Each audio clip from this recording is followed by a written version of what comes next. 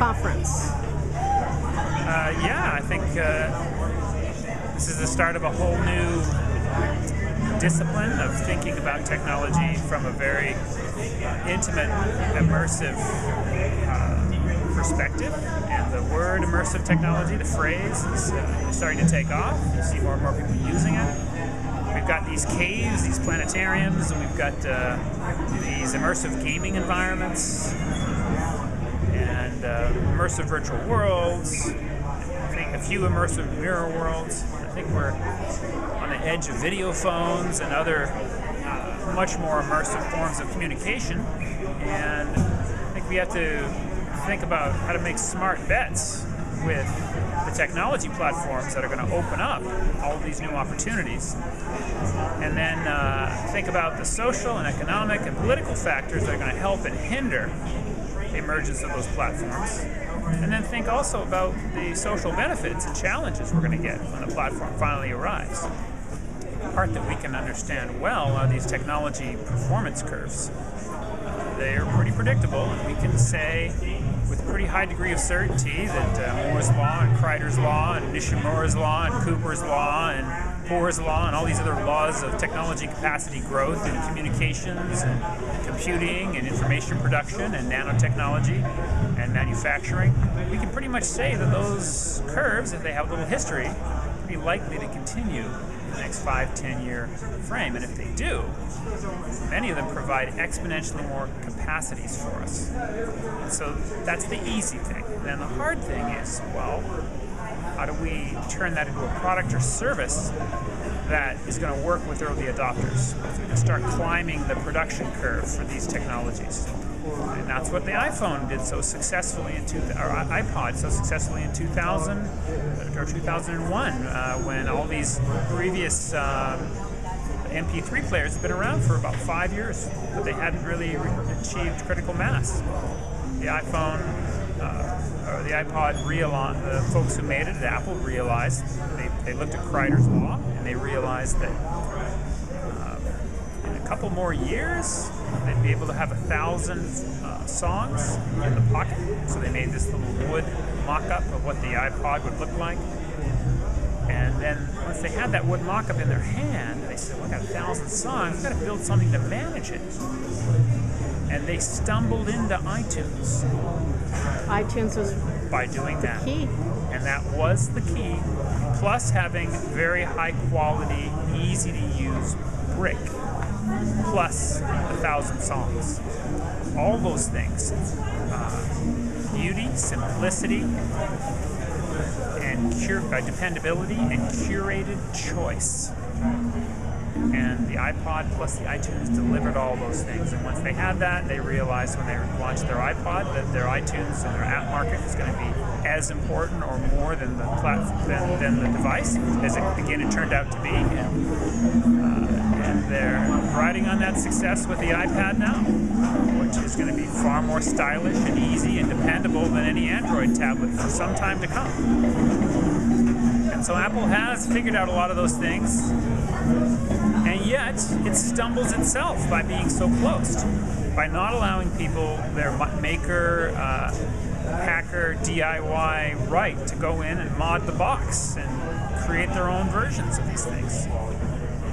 And so legitimately we're going to see people pushing the Android standard very hard, and now Android phones slightly outsell, as a collective, slightly outsell the the iPhone, which I'm very happy about, because I think nobody's perfect, and Apple needs to become more open. They're making way too much money right now to be more open.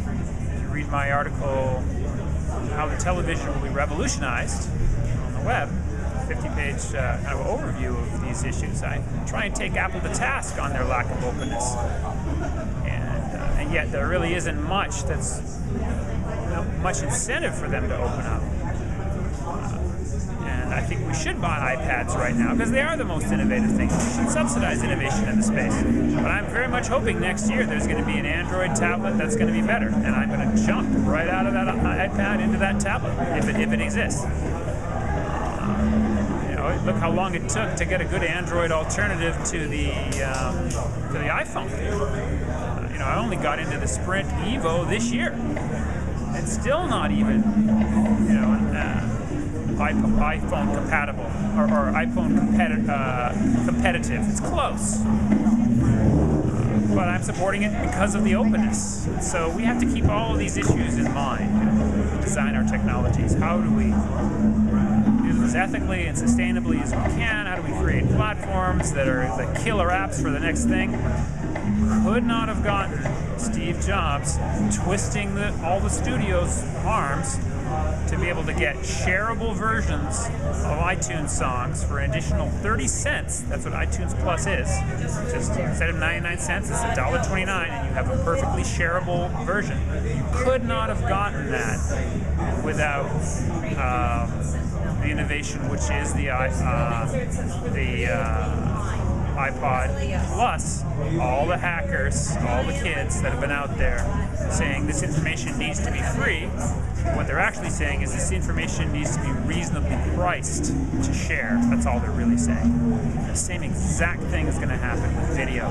You and I should have a right to take any video that we have paid a license to watch. We should have to pay a fraction of that license to be able to edit it, remix it at will.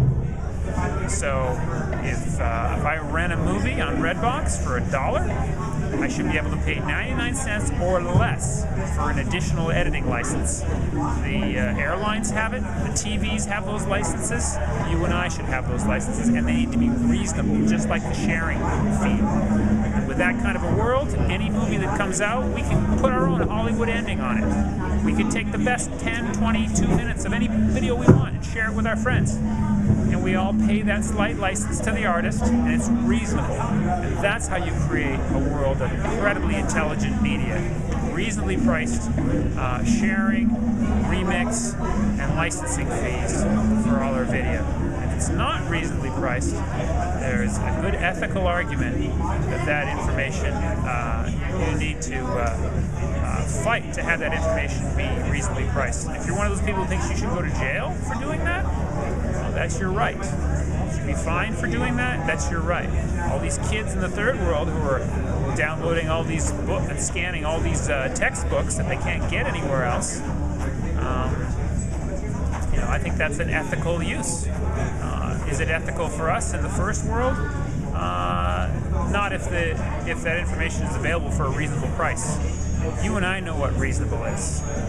Google knows what reasonable is. Google's decided with their new iTunes competitor that they will put any kind of audio, any kind of media on it unless it's unreasonably priced. Then they won't allow it onto the platform. Well, you and I can do that same thing. We can decide what reasonable price is, and for video that has value to human beings, but it's unreasonably priced, well, we should be willing to put ourselves on the line and get fined or whatever for sharing that video. And I recommend strongly that for open source creative content license video, you use BitTorrent and you share that video with others, because that's going to make those pipes that Comcast and Verizon and all those other folks are supplying you, it's going to make those pipes clog up, and they're going to have to make those pipes fatter then. And they don't want to make them fatter, because when they make them fatter, internet television comes and you just blew up their entire controlled media monopoly. And that's what internet television is. That's what I talk about and how the television will be revolutionized. And it's coming within the next 5 to 8 years. And the faster we push it, the faster it'll arrive, and we'll shatter the media monopoly. And then we'll be able to, at that point, be educated enough to start working on the economic and political monopolies that have been getting worse in the latter half of the 20th century. So what are the implications of a Time Warner owning both the content and the pipe? Well, you can look at that in 2 ways, Jody. You can say that's just terrible additional media consolidation. Or you could say that's somebody behind the scenes talking to Comcast and Time Warner and saying, you know what, internet television is going to be here in the next 5 years. Net neutrality is going to be enforced. We're going to rule on it the way Japan has and make it enforced. Right? They're way ahead of us there. And I like to think of it as the latter. I like to think of it as these big companies being told their channel monopolies are ending. And yes, you can get into content now because that's all you're going to have as your major cash cow in the future, because all of us are going to have access to everybody else's video in the kind of future that we want. Wow. Thank you. Thanks for your time. Thanks, Jody. Bye.